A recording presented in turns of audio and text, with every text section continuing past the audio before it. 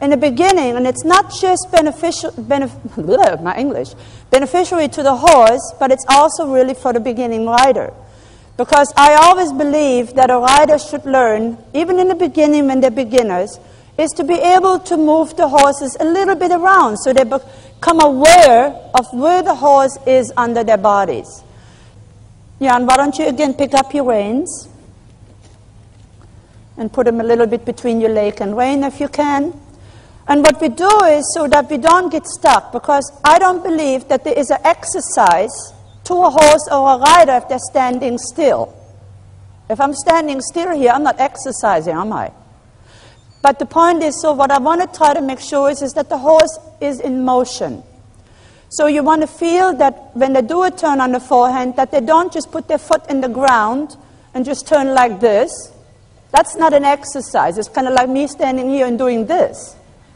So what we want to do is face the rail a little bit, Juan, and then leg heel a little bit along the wall in about a 45-degree angle. So just go sideways toward Michael. Make him look at the rail a little more. Yes, that's right. And now just before the baby horse learns to turn, make him look a little more to the right, Juan. And then put the haunches away, but keep moving. Don't try to get stuck. And just keep on turning him, and now turn his haunches around. Just turn him. Make him look a little right. Let him go a little on the mouth. Who cares what he looks at? That's it.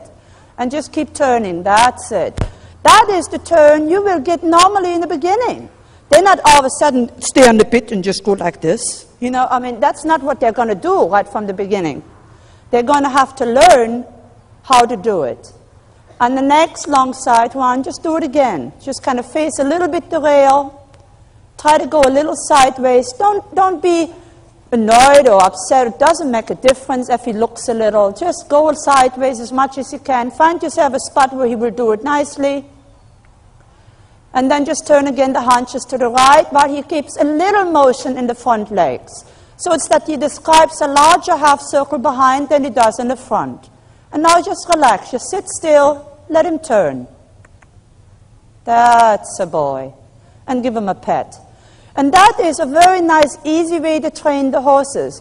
You can also do it another way. You can leg heel a little away from the rail one, like you go sideways from the fence. Imagine you have a gate on your left or on the right side, and go sideways this way, and now you turn him around.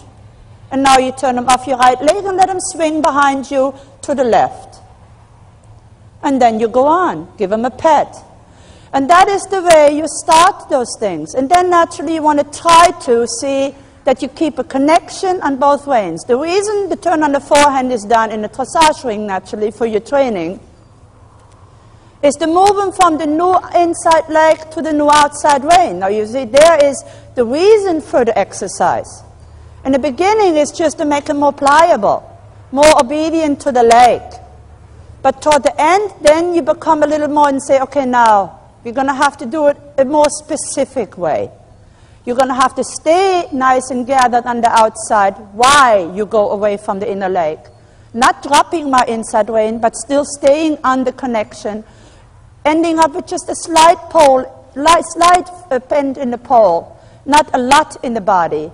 But he has to swing away from the leg in a nice manner. That was already much better. There, and then he has to go forward because you could see he's not quite as convinced that he can go to the right rein. So it's a little bit more difficult for the horse to do. But you must do both sides, even though it is maybe a little more difficult on this side.